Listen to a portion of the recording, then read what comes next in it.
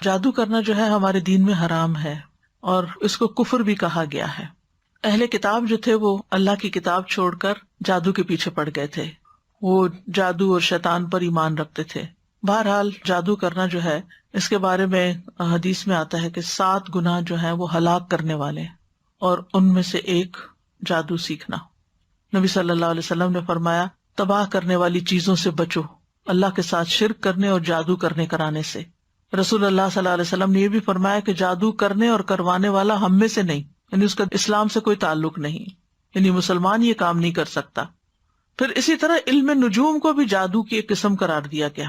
رسول اللہ صلی اللہ علیہ وسلم نے فرمایا جس شخص نے علم نجوم میں سے کچھ حاصل کیا اس نے جادو کا ایک حصہ سیکھ لیا، جتنا زیادہ سیکھے گا اتنا ہی زیادہ جادو میں مبتلا ہوگا۔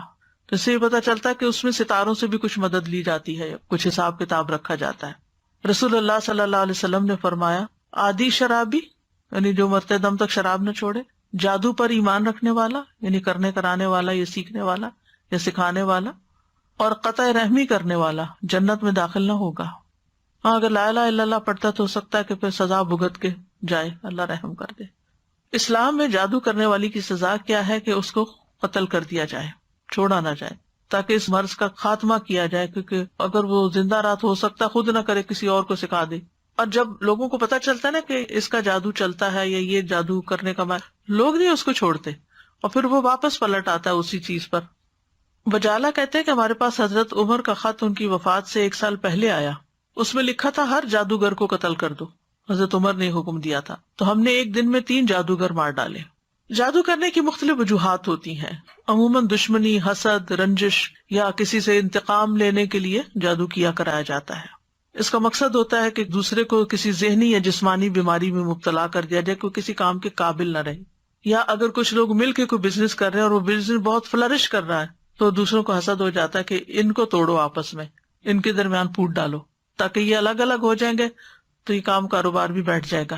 اسی طرح میاں بیوی میں تفریق ڈالنا، والدین اور اولاد کے بیچ میں لڑائیاں ڈلوانا، پڑوسیوں میں فساد، دوستوں میں جدائی، بہن بھائیوں کے بیچ میں نفرت، رشتوں، اولاد یا کاروبار میں رکاوٹ یا بندش ڈالنا، یہ عام طور پر جادو کے مقاصد ہوتے ہیں۔ پھر جادو کی کئی اقسام ہیں۔ کچھ جادو انسان کو مار ڈالتے ہیں، یعنی ایسی بیماری لگ جاتی ہے انسان کو کہ وہ سروائیو بھی نہیں کر سکتا۔ کچھ صرف بیمار کر دیتے ہیں۔ کچھ جادو انسان کی عقل کو ختم کر دیتے ہیں۔ کچھ جادو انسان کے جسم کے کچھ حصوں کو بے حس بے حرکت کر دیتے ہیں۔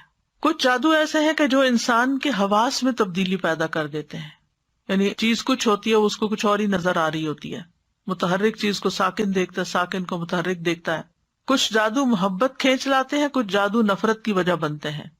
تو بہرحال یہ سارے جو جادو کی اقسام ہیں ان کے نام بھی ہیں، جیسے سحر تفریق، سحر محبت، سحر تخیل، سحر جنون، سحر خمول جس میں صرف کاہلی سستی ہوتی ہے، سحر حواتف جس میں متاثر شخص چیختا پکارتا ہے، چیخے مارتا ہے، سحر امراض مختلف بیماریاں جیسے مرگی وغیرہ ہوتی ہے، سحر استحاضہ یعنی خواتین کو پیریڈز ختم ہی نہیں ہوتے۔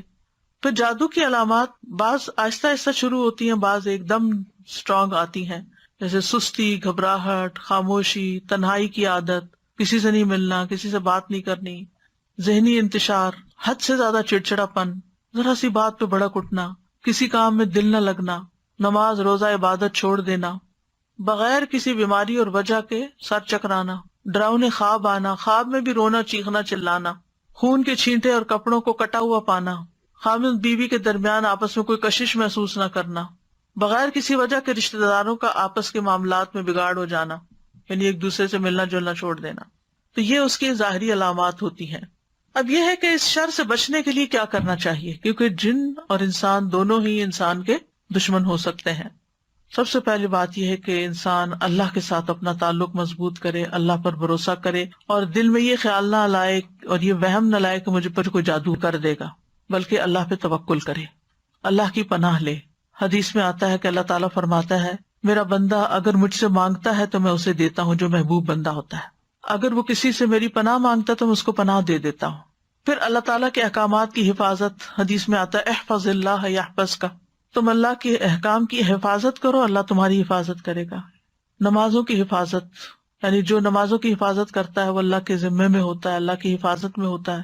خصوصاً نماز فجر کی حفاظت. اسی طرح اشراق کا پڑھنا. رسول اللہ صلی اللہ علیہ وسلم نے فرمایا، اللہ عز و جل فرماتا ہے، اے ابن آدم تو دن کے پہلے حصے میں میرے لیے 4 رکعتیں پڑھ لیا کر، میں اس دن کے آخری حصے تک تیری کفایت کروں گا. پھر طہارت کا خیال رکھنا.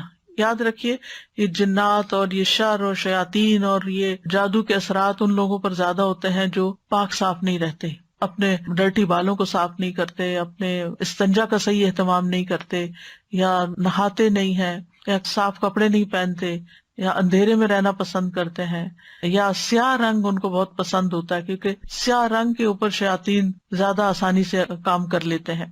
پہلے بھی حدیث میں نے آپ کو سنائی تھی کہ جب انسان سو کر اٹھے تو اپنے ناک کو خوب جھاڑے، کیونکہ شیطان جو ہے ناک کے بانسے پر رات گزارتے ہیں. پھر صبح شام کے اذکار کی پابندی کریں. سونے جاگنے کے اذکار کی پابندی وہ بھی حفاظت کے لیے بہت ضروری ہے. بیت الخلاء میں جاتے ہوئے دعا پڑھیں. ہر کام سے پہلے بسم اللہ پڑھیں، کیونکہ جس کام میں بسم اللہ ہو جاتی ہے تو شیطان وہاں سے نکلتا جاتا ہے، وہ اس میں داخل نہیں ہو سکتا، شامل نہیں ہو سکتا. جیسے انسان اپنے گھر میں داخل ہوتا ہے تو بسم اللہ پڑھ کے دروازہ کھولے، کھانا کھانے لگتا ہے تو بسم اللہ پڑھ کر کھائے، اور اسی طرح لائٹ آف کر رہا ہے، لائٹ آن کر رہا ہے، کوئی چیز اٹھا رہا ہے، رکھ رہا ہے، تو بسم اللہ کو تکیہ کلام بنا لینا چاہیے ایک طرح سے لباس اتارتے وقت. اور پھر اسی طرح دائیں ہاتھ سے کھانا اور پینا چاہیے، کیونکہ شیطان بائیں ہاتھ سے کھاتا ہے. تو اگر بائیں ہاتھ سے آپ کھاتے ہیں تو شیطان بیچ میں شریک ہو جاتا ہے اور اس کو اپنا عمل کرنے کا موقع مل جاتا ہے. پھر مغرب کے وقت بچوں کو خاص طور پہ گھر سے باہر نہیں نکالنا چاہیے، کیونکہ مغرب کے قریب شیطان جنات جو ہیں وہ زمین پر پھیل جاتے ہیں اور اچکتے پھرتے ہیں. اب اس کا علاج کیسے کرنا چاہیے؟ سب سے پہلے یہ ہے کہ انسان قرآن سے علاج کرے. قرآن شفا ہے، نافع علاج ہے. قل هو للذین آمنوا ھدی وشفاء، کہہ دیجئے یہ ان لوگوں کے لیے جو ایمان لائے ہدایت اور شفا ہے. وَنُنَزِّلُ مِنَ الْقُرْآنِ مَا هُوَ شِفَاءٌ وَرَحْمَةٌ لِّلْمُؤْمِنِينَ وَلَا يَزِيدُ الظَّالِمِينَ إِلَّا خَسَارًا. ہم قرآن میں جو کچھ نازل کرتے ہیں وہ مومنوں کے لیے تو شفا اور رحمت ہے، مگر ظالموں کے خسارے میں ہی اضافہ ہوتا ہے. حضرت عائشہ سے مروی ہے کہ رسول اللہ صلی اللہ علیہ وسلم ایک مرتبہ ان کے پاس تشریف لائے تو دیکھا ایک عورت حضرت عائشہ کا علاج کر رہی ہے، بیمار جو تھی یا ان کو دم کر رہی ہے. تو آپ نے فرمایا کتاب اللہ کے ساتھ اس کا علاج کرو. آپ کو معلوم ہے کہ اس زمانے میں مدینہ میں کوئی حکیم، کوئی ڈاکٹر کچھ بھی نہیں تھا، وہ لوگ عام طور پہ بیمار نہیں ہوتے تھے. تو ایک حکیم کو پتا چلا کہ اس علاقے میں کوئی حکیم نہیں، تو وہ آ گیا کہ میں یہاں رہ کر لوگوں کا علاج کروں گا. 6 مہینے گزر گئے، اس کے پاس کوئی بھی نہیں آیا، کہ کوئی بیمار نہیں پڑا. تو آخر اس نے راز پوچھا کہ کیا وجہ ہے. اس نے کہا کہ اس وقت تک ہم نہیں کھاتے جب تک بھوک نہیں لگتی، اور جب بھی بھوک باقی ہوتی ہے تو کھانا چھوڑ دیتے ہیں. بہرحال اگر چھوٹی موٹی کوئی تکلیف ہوتی بھی تھی تو دم وغیرہ کر لیتے تھے لوگ، قرآن پڑھ لیتے تھے، مسنون دعائیں ہیں وہ پڑھ لیا کرتے تھے، علاج ہو جاتا تھا. تو آپ صلی اللہ علیہ وسلم نے فرمایا کہ کتاب اللہ کے ساتھ اس کا علاج کرو، یعنی قرآن میں سے پڑھ کر اس پہ دم کرو. اسی طرح کچھ غذائیں ایسی ہیں کہ جو علاج ہیں، جیسے کلونجی. آپ نے فرمایا کلونجی کے دانوں میں موت کے علاوہ ہر بیماری کا علاج ہے، یعنی اس تیل پر دم کر کے انسان مریض کے متاثرہ حصے جو ہیں ان پر لگا سکتا ہے، مساج کر سکتا ہے. اور کلونجی کے دانوں پہ دم کر کے وہ پھر مریض کو کھلانا بھی چاہیے. اسی طرح شہد، یعنی صبح شام 1 چمچ شہد جو ہے اگر انسان کھائے نہار منہ، اور پھر اس کے بعد کچھ نہ کھائے کم از کم آدھا گھنٹہ، تو اس سے بھی جسم کے اندر سے زہریلے مادے نکلتے ہیں. قرآن میں آتا ہے یخرج من بطونها شراب مختلف الوانہ فیہ شفاء للناس. یہ اللہ تعالیٰ کا حکم ہے کہ شہد میں شفا ہے، خالص ہونا چاہیے. ٹھیک ہے، آپ صلی اللہ علیہ وسلم نے فرمایا شفا 3 چیزوں میں، پچھنا لگوانے میں، شہد پینے میں، اور آگ سے داغنے میں. اور میں اپنی امت کو آگ سے داغنے سے منع کرتا ہوں. تو اب شہد چاہے را پی لیں یا اس کو پانی میں ملا کے پی لیں، تو اس پہ بھی آپ دم کر کے رکھ سکتے ہیں اور اس کو بھی استعمال کر سکتے ہیں. آپ صلی اللہ علیہ وسلم نے فرمایا شفا تو صرف 2 چیزوں میں ہے، شہد لوگوں کے لیے شفا ہے اور قرآن دلوں کی شفا ہے. پھر آب زمزم، جس مقصد کے لیے اس کو پیا جائے تو اس سے شفا ہوتی ہے. اگر آپ کے پاس تھوڑا سا بھی آب زمزم ہو، کوئی حج سے آنے والا یا عمرے سے آنے والا آپ کے لیے لائے، تو آپ اس کو ضروری نہیں کہ ایک مرتبہ سارا پی جائیں، آپ اس کو دوسرے پانی میں تھوڑا تھوڑا ملا لیں، وہ پورے پانی کا مزاج بدل جائے گا.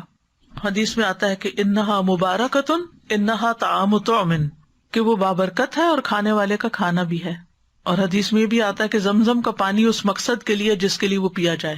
اور اگر آپ وہاں جائیں اللہ کے گھر تو زمزم سے نہائیں. نیچے وہ جگہ بنی ہوتی تھی پہلے، آپ کو مجھے نہیں معلوم، تو لوگ اپنے اوپر بھی بہاتے تھے. پیچھے کا صفا مروہ کی طرف سے جائے نا باہر نکل کے، تو وہاں ٹیپس لگی ہوئی ہیں جہاں ڈائریکٹ زمزم آ رہا ہوتا ہے. بوٹل بھر کے لے آئیں اور اپنے اوپر تھوڑا تھوڑا تھوڑا کر کے سارا بہا لیں.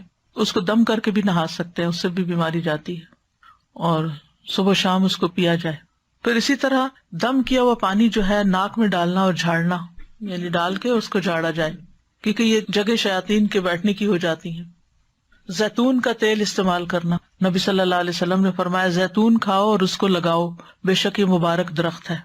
اچھا تو یہ ہے کہ شہد، زیتون کا تیل اور کلونجی کا تیل یا کلونجی کے دانے، ان کو انسان مکس کر کے رکھ لے اور اس میں سے ½ ٹی اسپون یا 1 ٹی اسپون صبح شام لے سکتا ہے یا ایک ٹائم لے سکتا ہے، کیونکہ ہر ایک کو ایک ڈوز نہیں چلتی.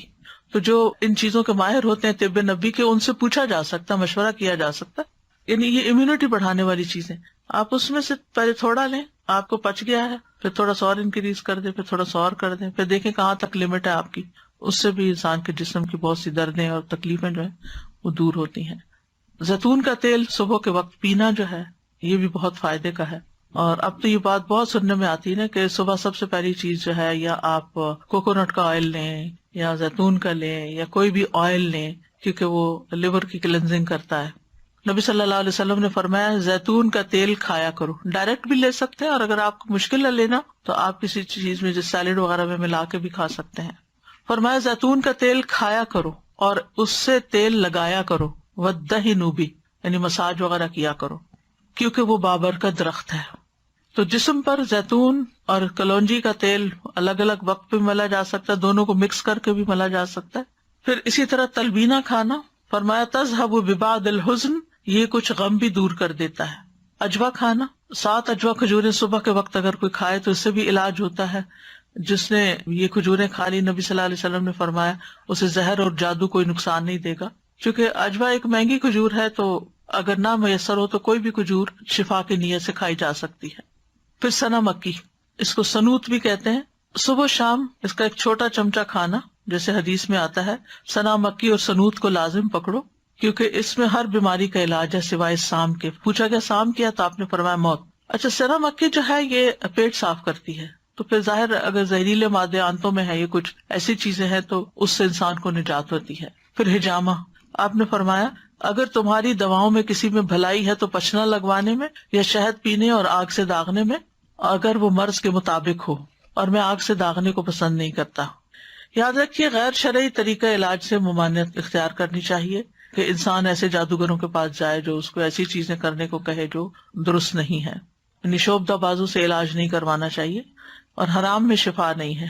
اگر کوئی کہے کہ شراب لے آؤ، میں اس کے اوپر کچھ منتر پڑھ دیتا ہوں اور اس سے تم مت پیو تو ٹھیک ہو جاؤ گے، تو ایسی چیزیں نہیں کرنی چاہیے. پھر جادو کا علاج جادو سے نہیں کرنا چاہیے، یعنی کچھ لوگ جادوگروں کے پاس چلے جاتے ہیں اور وہ ان کے جادو کا توڑ کرتے ہیں جادو کے ذریعے. اور پھر غیر شرعی جھاڑ پھنکار جو ہے، جس کو نشرہ کہا جاتا ہے، فرمایا یہ شیطانی عمل ہے، کیونکہ اس میں جنات کی مدد طلب کی جاتی ہے، روحوں کو پکارا جاتا ہے. اسی کے بارے میں آپ نے فرمایا تھا کہ میری امت کے 70,000 لوگ بلا حساب جنت میں داخل ہوں گے. یہ وہ لوگ ہیں جو نہ جھاڑ پھونک کرواتے ہیں، نہ پھال لیتے ہیں، بلکہ اپنے رب پر بھروسہ کرتے ہیں. تو یہ غیر شرعی جو نشرہ جو ہے یا غیر شرعی دم کے بارے میں ہے. جو شرعی دم ہے سورۃ فاتحہ پڑھ کر یا ویسے قرآن پڑھ کر کسی کے اوپر جھاڑنا پھونکنا، اس سے منع نہیں ہے. اور مثلا شیطان کو بگانے کا طریقہ آپ نے کیا بتایا کہ اعوذ باللہ السمیع العلیم من الشیطان الرجیم من ہمزہ ونفخہ ونفثہ پڑھ کر ستکارا جائے، پھونک ماری جائے جس میں تھوڑی لعاب بھی ہو، تو یہ بھی تو جھاڑ ہو گئی. خود نبی صلی اللہ علیہ وسلم جب بیمار تھے تو اپنے ہاتھوں پر معوذتین پڑھ کر پھونک مار کر سارے جسم کے اوپر اپنے ہاتھ پھیرتے تھے. جب کسی مریض کے پاس جاتے تو اس کے اوپر ہاتھ پھیر کر اس کے اوپر اللہ کا ذکر پڑھتے. یہی رقیہ ہوتا ہے، یہی دم ہوتا ہے. لیکن کاہنوں اور نجومیوں کے پاس نہیں جانا چاہیے اور تعویذ وغیرہ سے بچنا چاہیے. عبداللہ رضی اللہ عنہ کہتے ہیں میں نے رسول اللہ صلی اللہ علیہ وسلم کو یہ فرماتے ہوئے سنا کہ جھاڑ پھونک، تعویذ اور گنڈے سب شرک ہیں. جو صحیح والی جھاڑ پھونک ہے وہ منع نہیں ہے، جو نشرہ ہے اس کی بات ہو رہی ہے. کہتی ہیں میں نے کہا آپ یہ کیا کہہ رہے ہیں؟ اللہ کی قسم میری آنکھ بہتی تھی، میں فلاں یہودی کے پاس جاتی، وہ اس پہ دم کرتا، وہ ٹھیک ہو جاتی. تو عبداللہ بن مسعود نے فرمایا یہ شیطانی عمل ہے، شیطان اپنے ہاتھ سے اسے دھنساتا، جب تم اس پہ دم کراتی تو وہ باز آ جاتا. تمہارے لیے تو یہی کافی ہے کہ تم وہ دعا پڑھ لیا کرو جو رسول اللہ صلی اللہ علیہ وسلم پڑھتے تھے، کہ اے لوگوں کے رب اس تکلیف کو دور فرما، مجھے شفا عطا فرما، تو ہی شفا دینے والا ہے، تیرے علاوہ کسی کی شفا کچھ نہیں، ایسی شفا عطا فرما جو بیماری کا نام و نشان نہ چھوڑے۔ اذهب البأس رب الناس واشف انت الشافی لا شفاء الا شفاؤک اشف شفاء لا یغادر سقما۔ پھر اسی طرح جادو سے حفاظت کے لیے اور جادو کے علاج کے لیے سورۃ الفاتحہ جو ہے یہ بہت فائدے کی ہے۔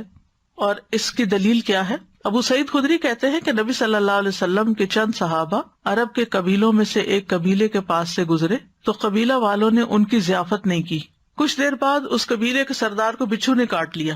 قبیلے والوں نے کہا کہ آپ لوگوں کے پاس کوئی دوائی یا کوئی دم کرنے والا ہے؟ تو صحابہ نے کہا کہ تم نے ہماری ضیافت نہیں کی، اب ہم اس وقت تک دم نہیں کریں گے جب تک تم ہمارے لیے اس کی مزدوری مقرر نہ کرو۔ یہیں سے راقی حضرات جو ہے وہ اس کی دلیل لیتے ہیں کہ راقی جو ہے وہ اجرت لے سکتا ہے۔ چنانچہ ان لوگوں نے چند بکریاں دینی منظور کر لی۔ پھر ابو سعید خدری سورۃ الفاتحہ پڑھنے لگے اور اپنا لعاب بھی اس جگہ پر ڈالنے لگے۔ اس سے وہ شخص اسی وقت ٹھیک ہو گیا، تندرست ہو گیا۔ چنانچہ قبیلے والے بکریاں لے کر آئے، لیکن صحابہ نے کہا جب تک ہم نبی صلی اللہ علیہ وسلم سے پوچھ نہ لیں ہم بکریاں نہیں لے سکتے۔ جب آپ سے پوچھا گیا تو آپ مسکرائے اور فرمایا تمہیں کیسے معلوم ہو گیا تھا کہ سورۃ فاتحہ سے دم بھی کیا جا سکتا ہے؟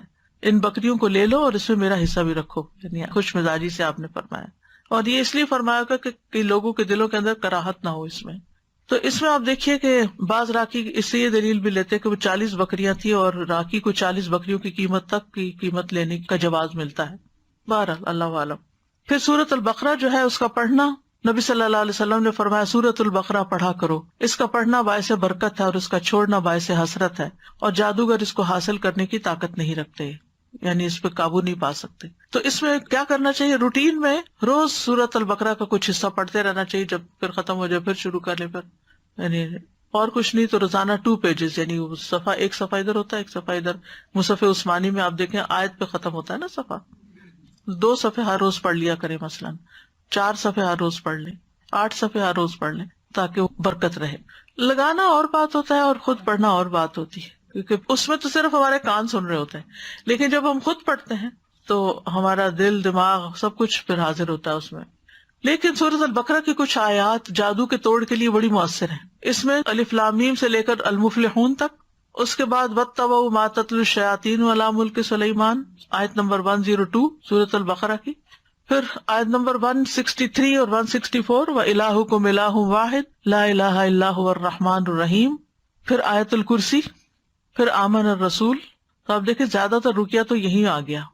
رسول اللہ صلی اللہ علیہ وسلم نے فرمایا اللہ تعالیٰ نے زمین و آسمان کی تخلیق سے 2000 سال قبل کتاب لکھی تھی، اس میں سے 2 آیتیں نازل کر کے ان سے سورۃ البقرہ کا اختتام کیا گیا، لہٰذا جس گھر میں 3 راتوں تک سورۃ بقرہ کی آخری 2 آیتیں پڑھی جائیں گی شیطان اس کے قریب نہیں آئے گا، یعنی پھر وہ جادو وغیرہ کا اثر نہیں ہوگا انشاءاللہ۔ دیگر قرآنی آیات بھی ہیں جیسے سورۃ آل عمران کی آیت نمبر 18 اور 19، شہد اللہ انہ لا الہ الا ہو، اس میں بھی توحید کی بات ہے۔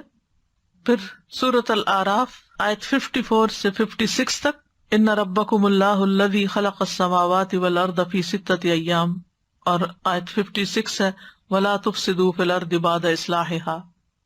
پھر سورۃ الاعراف کی آیت نمبر 117 سے لے کر 122 تک، وأوحینا الی موسیٰ ان الق عصاک فاذا ہی تلقف ما یأفکون، جو آج لیکچر کے شروع میں آیات آپ نے سنی، 117 سے 122 تک۔ پھر سورۃ یونس آیت 81 سے 82، فلما القوا قال موسیٰ ما جئتم بہ السحر ان اللہ سیبطلہ ان اللہ لا یصلح عمل المفسدین ویحق اللہ الحق بکلماتہ ولو کرہ المجرمون۔ پھر سورۃ طٰہٰ کی آیت وَأَلْقِ مَا فِي يَمِينِكَ تَلْقَفْ مَا صَنَعُوا إِنَّمَا صَنَعُوا كَيْدُ سَاحِرٍ وَلَا يُفْلِحُ السَّاحِرُ حَيْثُ أَتَىٰ۔ پھر سورۃ المؤمنون کی آیت ہے أَفَحَسِبْتُمْ أَنَّمَا خَلَقْنَاكُمْ عَبَثًا وَأَنَّكُمْ إِلَيْنَا لَا تُرْجَعُونَ فَتَعَالَى اللَّهُ الْمَلِكُ الْحَقُّ لَا إِلَٰهَ إِلَّا هُوَ رَبُّ الْعَرْشِ الْكَرِيمِ۔ یہ آگے بھی ہے أَنْتَ خَيْرُ الرَّاحِمِينَ تک۔ المؤمنون کی آیت نمبر 115 سے لے کر 118 تک، 115 سے 118، یہ سورۃ المؤمنون۔ اور سورۃ طٰہٰ کی آیت نمبر ہے 69 اور یونس کی ہے 81 اور 82۔ پھر سورۃ صافات پہلی 10 آیتیں، پھر سورۃ الاحقاف 29 سے 33 تک، پھر سورۃ الرحمن 33 سے 36 تک، پھر سورۃ الحشر 21 سے 24 تک، یعنی آخری آیت جو ہے نا، لو انزلنا ھذا القرآن علی جبل.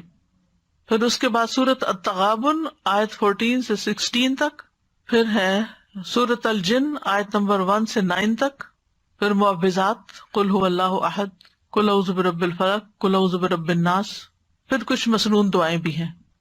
شہد کے بارے میں پوچھنا چاہ رہی تھی کہ اب آج کل تو جیسے مطلب شہد کی مکھیوں کو بھی وہ اس طرح سے نہیں ہوتا کہ شہد مکھی جا کے پھول سے جا کر لے، وہ رکھ دیتے ہیں کنسنٹریٹڈ سیرپ جس سے پھر وہ شہد بناتی ہیں، تو کیا وہ بھی اس میں آئے گا؟ اگر بالکل نہ ملے اصلی شہد تو پھر وہ بھی لے سکتے ہیں، کیونکہ بہرحال شہد کی مکھی اسے پروسیس کرتی ہے اس شوگر کو، تو اس کی کیفیت بدل جاتی ہے. آپ نے کہا تھا کہ یہ جب جادو کرتے ہیں نا تو یہ روحوں کو بھی بلاتے ہیں، رائٹ؟ جن وغیرہ جو ہوتے ہیں، ناٹ انسانوں کی مری ہوئی روح ہیں، وہ نہیں. سازا ایک سوال پوچھنا تھا کہ اگر کسی کے اوپر جیسے جادو کا اثر ہو لیکن اس کو نہیں اندازہ کہ اس کے اوپر اثر ہے، اس کو اس کے اثرات محسوس ہو رہے ہیں، کوئی بیماری میں مبتلا ہو گیا، کسی پریشانی میں، اب وہ اس پریشانی کو دور کرنے کے لیے ذکر اذکار، نماز، روزہ جو بھی اپنے طور سے کر رہا ہے، تو کیا ضروری ہے کہ وہ علاج کا سوچ کے ہی جادو کا علاج کیا جائے، یا وہ اپنے جو نارمل اپنے یعنی ذکر اذکار میں بھی اضافہ کر دیتا ہے تو اس سے بھی اس کا علاج توڑ ہو سکتا ہے؟ اس سے بھی توڑ ہو سکتا ہے، ضروری نہیں کہ وہ یہ سوچ کے کرے کہ مجھ پہ جادو ہوا ہوا تو میں جادو کا توڑ کر رہا ہوں. اگر ویسے بھی کیونکہ کبھی کبھی ذہن نہیں جاتا آپ کا کہ کوئی جادو کا اثر ہوگا، بٹ آپ کو اثرات محسوس ہو رہے ہوتے ہیں اس کے. لیکن جب آپ وہ قرآن وغیرہ پڑھتے ہیں، جو بھی ایک میں ابھی انشاءاللہ اینڈ پہ بتانا چاہ رہی تھی، ابھی بتا دیتی ہوں اس جو کہ آپ نے پوچھ ہی لیا، کہ رقیہ بھی کئی قسم کا ہے.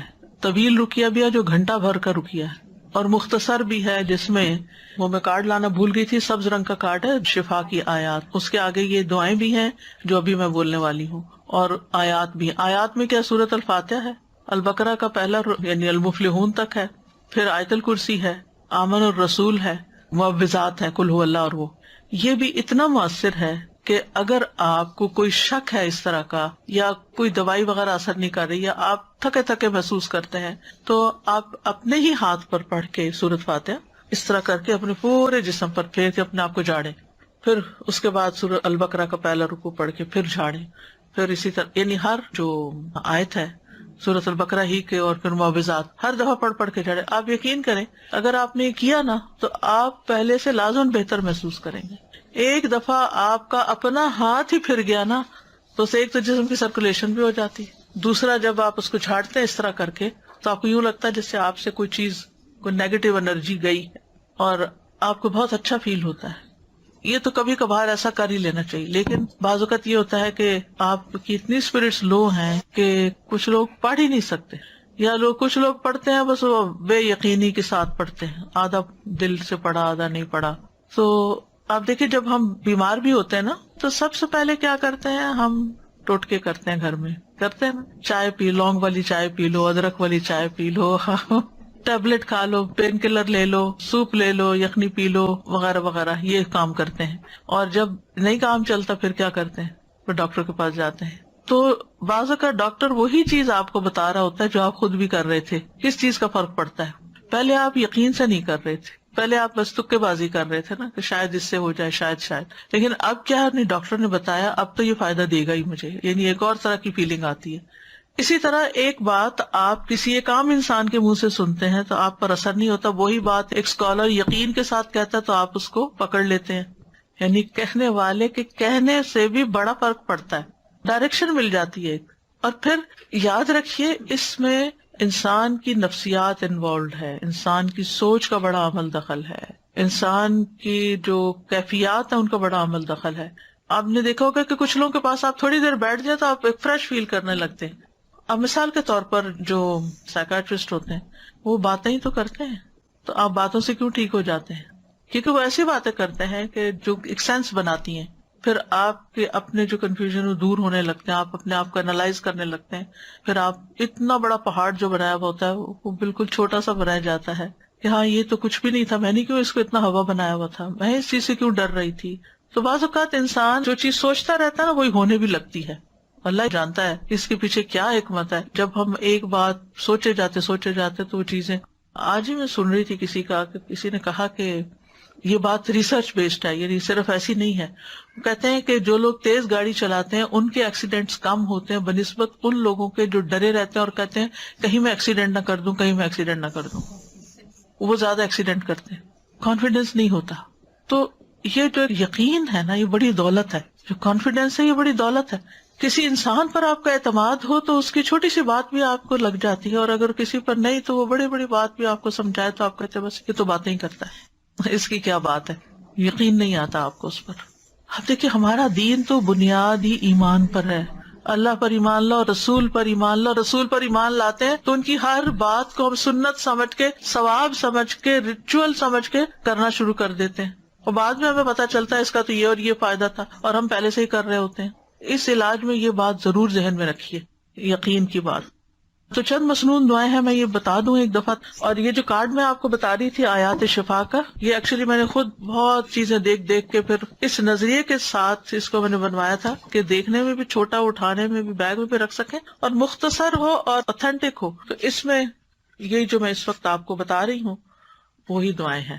اگر آپ اپنی نماز کی جگہ پہ رکھ لیں، یا کہیں بھی جہاں آپ کی نظر پڑتی ہو، یا کوئی بیمار ہو اس پہ جا کے پڑھ کے اس پہ دم بھی کر سکتے ہیں، یا اس کو دے سکتے ہیں، وہ اپنے لیے خود بھی پڑھ سکتا ہے. اسی طرح یہ کتاب ہے جادو، حقیقت اور علاج. اس میں کافی ڈیٹیل ہے. اگر انسان حقیقت معلوم کر لے تو پھر خوف زیادہ نہ ہو، اس سے نکل آئے، اور یہ یقین رکھے کہ میں ٹھیک ہو جاؤں گا. یعنی جب بیمار کو یہ ہوتا کہ میں نے ٹھیک کوئی نہیں ہونا. جیسے وہ ایک بوڑھے کے بخار ہو گیا تھا تو آپ نے اس کو جب سمجھایا تو اس نے کہا کہ نہیں یہ تو مجھے قبر میں اتار کے ہی چھوڑے گا، تو آپ نے کہا پھر ٹھیک ہے. تو سوچ سے بھی بہت تعلق ہوتا ہے چیزوں. پازیٹیو سوچیں ہمیشہ. ایک اور دعا، اعوذ بکلمات اللہ التامات التی لا یجاوزہن بر ولا فاجر من شر ما خلق وذرأ وبرأ ومن شر ما ينزل من السماء ومن شر ما يعرج فيها ومن شر ما ذرأ في الأرض ومن شر ما يخرج منها ومن شر فتن الليل والنهار ومن شر كل طارق إلا طارق يطرق بخير يا رحمن. میں اللہ کے کامل کلمات کے ساتھ پناہ پکڑتا ہوں جن سے آگے نہ تو کوئی نیک اور نہ ہی کوئی برا شخص بڑھ سکتا ہے، ہر اس چیز کے شر سے جس کو اس نے بنایا، پیدا کیا اور پھیلایا، ہر اس چیز کے شر سے جو آسمان سے اترتی ہے، اور اس چیز کے شر سے جو اس میں چڑھتی ہے، اور اس چیز کے شر سے جسے اس نے زمین میں پیدا کیا، اور اس چیز کے شر سے جو اس سے نکلتا ہے، اور رات اور دن کے فتنوں کے شر سے، اور رات کو آنے والے کے شر سے، سوائے اس کے جو خیر کے ساتھ آئے، اے رحم فرمانے والے. یہ جو ہے جبریل علیہ السلام کی سکھائی ہوئی دعا ہے. ٹھیک ہے. ابو تیاح کہتے ہیں ایک آدمی نے عبد الرحمن بن خنبش سے پوچھا کہ رسول اللہ صلی اللہ علیہ وسلم نے اس وقت کیا کیا جب ان کے پاس شیاطین آئے. انہوں نے کہا شیاطین مختلف وادیوں گھاٹیوں سے اتر کر آپ کے پاس آئے، اور ان میں سے ایک شیطان کے ساتھ آگ کا شعلہ تھا جس کا ارادہ یہ تھا کہ وہ رسول اللہ صلی اللہ علیہ وسلم کو جلا دے. یعنی اتنے ڈھیروں ڈھیر آ گئے، لیکن وہ مروب ہو گیا، خود ہی پیچھے ہٹنے لگا. اتنی دیر میں جبریل آپ کے پاس اور کہنے لگے محمد کہیے. آپ نے پوچھا کیا کہوں؟ انہوں نے کہا آپ کہیے یہ دعا، یہ پڑھیے. یعنی اگر ڈھیروں شیطان بھی آپ کے پیچھے لگ جائیں تو اس دعا سے بھاگ جائیں گے انشاءاللہ. اور اس میں پناہ لی گئی ہے اللہ کے سارے کلمات سے، سب کتابوں یعنی قرآن اور اس کے علاوہ بھی جو کچھ ہے. اور پھر ہر چیز کے شر سے، جو اوپر سے آئے، جو نیچے سے جائے، رات کا شر، دن کا، ہر قسم کا شر، اور ہر طرح کے فتنے اور ہر طرح کے حادثے جو رات کو آئیں یا دن کو آئیں. تو یہ دعا بہت فائدے کی ہے، صبح شام کی دعاؤں میں آپ شامل کر سکتے ہیں. اسی طرح ایک اور دعا بھی ہے، اعوذ بوجہ اللہ العظیم الذی لیس شیء اعظم منہ وبکلمات اللہ التامات التی لا یجاوزہن بر ولا فاجر وباسماء اللہ الحسنی کلہا ما علمت منہا وما لم اعلم من شر ما خلق وبرأ وذرأ. میں اللہ کے عظیم چہرے کی پناہ پکڑتا ہوں جس سے عظیم کوئی اور چیز نہیں، اور اس کے مکمل کلمات کے ساتھ پناہ لیتا ہوں جن سے آگے کوئی نیک یا بد بڑھ ہی نہیں سکتا، اور اس کے تمام اسماء حسنہ کے ساتھ پناہ لیتا ہوں جن کو میں جانتا ہوں، جن کو میں جانتا بھی نہیں ہوں. کس سے؟ ہر اس چیز کے شر سے جس کو اس نے بنایا، پیدا کیا اور پھیلا دیا. بات ہی ختم، کوئی چیز بچی نہیں. کعب الاحبار کہتے ہیں اگر میں یہ چند کلمات نہ پڑھتا تو یہودی مجھے گدھا بنا دیتے ہیں. یعنی یہ حضرت کعب الاحبار جو کہ یہودی عالم تھے وہ پڑھا کرتے تھے، کیونکہ یہود بہت زیادہ جادو میں پڑ گئے تھے، تو اس کا انہوں نے توڑ بتایا. پھر اعوذ بکلمات اللہ التامات من غضبہ وشر عبادہ ومن ھمزات الشیاطین وان یحضرون. میں اللہ کے تمام کلمات کی پناہ میں آتا ہوں اس کی ناراضگی سے، اس کے بندوں کی شرارتوں سے، شیطانوں کے وسوسوں سے، اور اس بات سے کہ وہ میرے پاس آئیں. پھر اعوذ بکلمات اللہ التامات من کل شیطان وہامۃ ومن کل عین لامۃ. میں پناہ پکڑتا ہوں اللہ کے پورے کلمات کے ذریعے اور ہر ایک شیطان سے اور ہر زہریلے جانور سے، جیسے سانپ، بچھو وغیرہ، اور ہر نقصان پہنچانے والی بری نظر سے. پھر 3 دفعہ شام کے وقت اعوذ بکلمات اللہ التامات من شر ما خلق اور بسم اللہ الذی لا یضر مع اسمہ شیء فی الارض ولا فی السماء وهو السمیع العلیم. پھر اسی طرح اگر آپ دوسرے کو دم کر رہے ہیں تو اللہم رب الناس مذہب البأس اشفی انت الشافی لا شفاء الا شفاء الا انت شفاء لا یغادر سقما، یہ صحیح بخاری کی روایت ہے. پھر اذہب البأس رب الناس انت الطبیب وانت الشافی، اے اللہ جو لوگوں کا رب ہے تکلیف دور کر دے، تو ہی طبیب، تو ہی شفا دینے والا ہے. امسح البأس رب الناس بیدک الشفاء لا کاشف لہ الا انت، اے لوگوں کے رب اس تکلیف کو دور کر دے، شفا تیرے ہاتھ میں ہے، تیرے علاوہ کہیں اور سے شفا نہیں مل سکتی. پورا یقین و توکل اور بھروسہ اللہ پہ. بسم اللہ ارقیک من کل شیء یؤذیک من شر کل نفس او عین حاسد اللہ یشفیک بسم اللہ ارقیک، میں اللہ کا نام لے کر آپ پر دم کرتا ہوں ہر اس چیز سے جو آپ کو تکلیف پہنچائے، ہر نفس کے شر سے اور نظر بد سے، اللہ آپ کو شفا عطا فرمائے. میں اللہ کا نام لے کر آپ پہ دم کرتا ہوں. بسم اللہ یبریک ومن کل داء یشفیک ومن شر حاسد اذا حسد وشر کل ذی عین، اللہ کے نام کے ساتھ وہ آپ کو صحت دے اور ہر بیماری سے شفا دے، اور حاسد کے شر سے جب وہ حسد کرے، اور ہر بری نظر والے کے شر سے محفوظ رکھے. اور اسأل اللہ العظیم رب العرش العظیم ان یشفیک 7 دفعہ پھر پڑھے. میں اللہ عظمت والے سے دعا کرتا ہوں جو عرش عظیم کا رب ہے کہ وہ تمہیں شفا دے دے.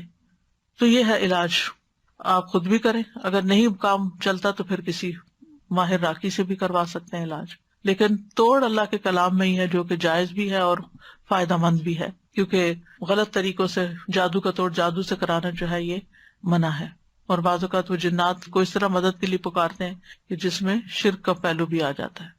اچھا ایک بات یہ کہ جب آپ علاج کرا رہے ہو نا تو کسی سے ذکر بھی نہ کریں، کیونکہ شیاطین پھر اور ہوشیار ہو جاتے ہیں اور مزید اٹیک شروع کر دیتے ہیں بعض اوقات. سادہ جی میں ایک کوشچن بس پوچھ رہی تھی کہ نظر بد اور جادو سیم تھنگ یا ڈفرینٹ ہے؟ نظر بد جادو الگ ہے، نظر بد الگ ہے، علاج ایک ہی ہے تقریباً.